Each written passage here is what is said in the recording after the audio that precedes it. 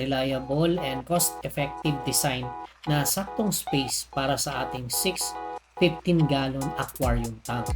Perfect size para sa ating mga ARC o Australian Red Blue Crayfish breeders. Recirculating aquaculture system or RAS ang gamit natin dito sa setup na to. Ibig sabihin na ang magandang buhay! Today, super excited na naman tayo mga bossing to share an innovative urban aquarium package na na-setup natin para sa ating bossing from Gagalangin Tondo. Super thank you bossing! This only proves na ang ARC o Australian Red Blue Crayfish farming ay di lang posible pero very rewarding din kahit nasa bahay mo lang.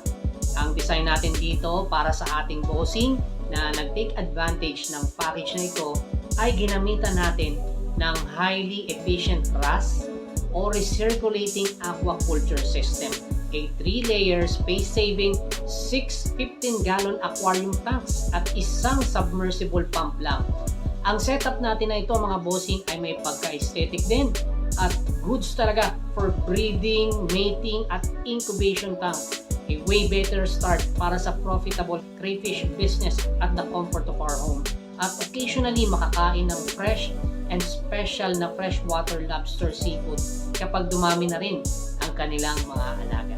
Bago nga pala ang lahat, let me also share na rin sa inyo mga bossing ang isang exciting na naging experience natin last Saturday. Naka-attend tayo sa Go Negosyo on the Wheel event na ginanap sa Ayala Mall, Feliz. At sobrang na-amaze talaga tayo mga bossing and napaka-fortunate enough natin sa pagkakaroon ng 30-minute mentorship session with Sir Manuel Acosta of Ibits Farm, La Union. Ang daming learnings, napaka-knowledgeable ni Sir Manuel at yung mga solid advice dun sa napaka-iksing mentorship ay napaka-invaluable. A huge shout out and thank you to Sir Manuel for all the wisdom and golden nuggets. Yung experience natin that time mga bossing ay talaga namang nagpapakita ng importance ng community building at ang kaalaman na maaari nating matutunan sa mga eksperto na sa agriculture, aquaculture industry, which is napakahalaga mga bossing sa kahit anong business, including na rin ang ating crayfish farming industry. Now, balik na tayo sa ating topic at simulan na natin ang full sharing mga bossing. Let's go!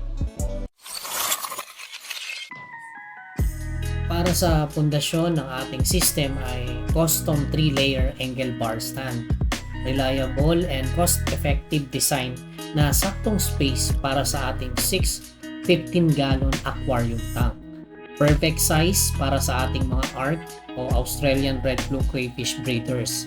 Recirculating aquaculture system or RAS ang gamit natin dito sa setup na to. Ibig sabihin na ang daloy ng tubig ay surely na nafi-filter at recirculated para ma-minimize natin ang water waste at maximize ang efficiency. Ika nga mga bossing sa setup natin na ganito ay alagang hayahay. Mas minimal ang nakakapagod na pag-water change natin and more time tayo para sa ibang bagay kumpara sa mga traditional setups.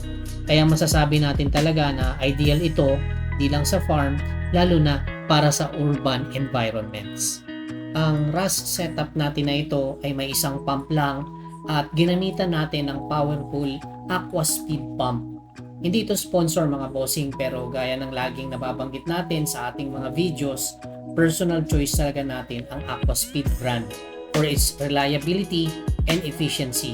Sa sistema ng RAS, yung tubig galing sa baba ay papunta sa ating overhead sump na mayroong multi-stages filtration in combination of mechanical filtration para ma-achieve natin ang superior na biological filtration.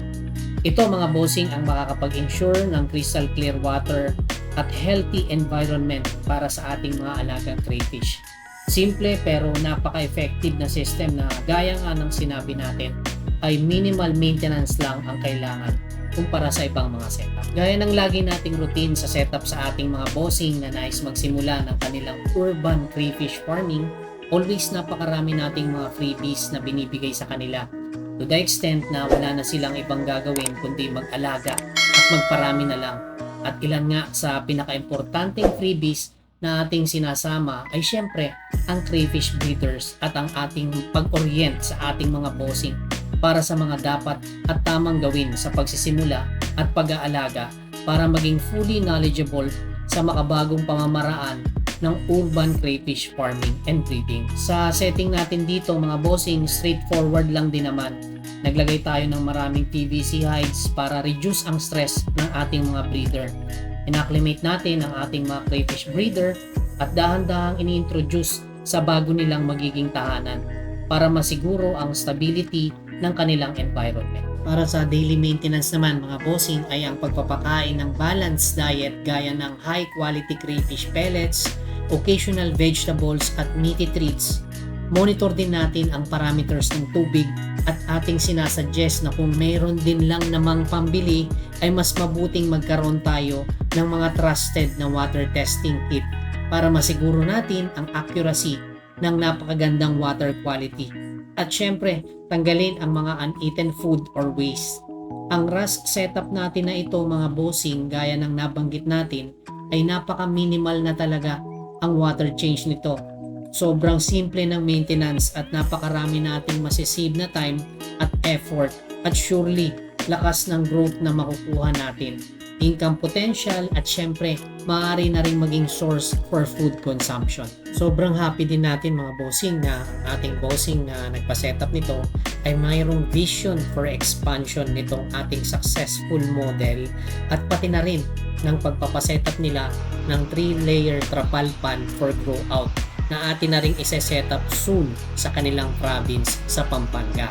Kaya sa mga Pampangueños natin na mga bossing, stay tuned dahil i-share din natin yan dito sa ating channel. Ang scale production sa kanilang vision mga bossing ay talagang nakakabilib dahil ito talaga ang way para ma-meet natin ang increased demand para sa kulang na supply.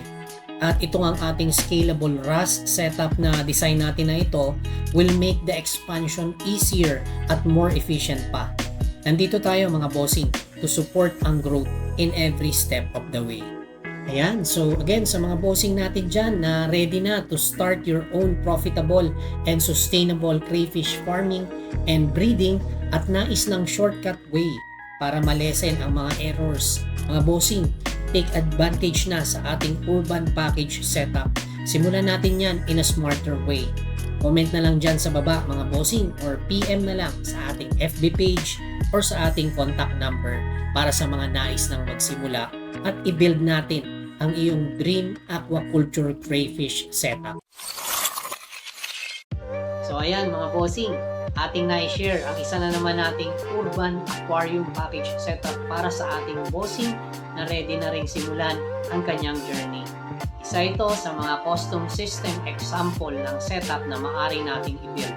At personally, bossing, napaka-happy natin dahil for every bossing na nasa-setupan natin, pakiramdam natin ay mas lumalapit tayo sa ating goal na alam mo yun, yung makapagparami ng production para finally makita natin ang napakasarap na mga alaga natin sa mga palengke, gaya na lang ng mga shrimps at crabs na ordinaryong nabibili sa mga supermarket at finally makasabay sa production na nagagawa ng ibang bansa gaya na lang ng US, China, Australia, Thailand, Korea at marami pang iba kung saan kilalang kilala na ang crayfish industry.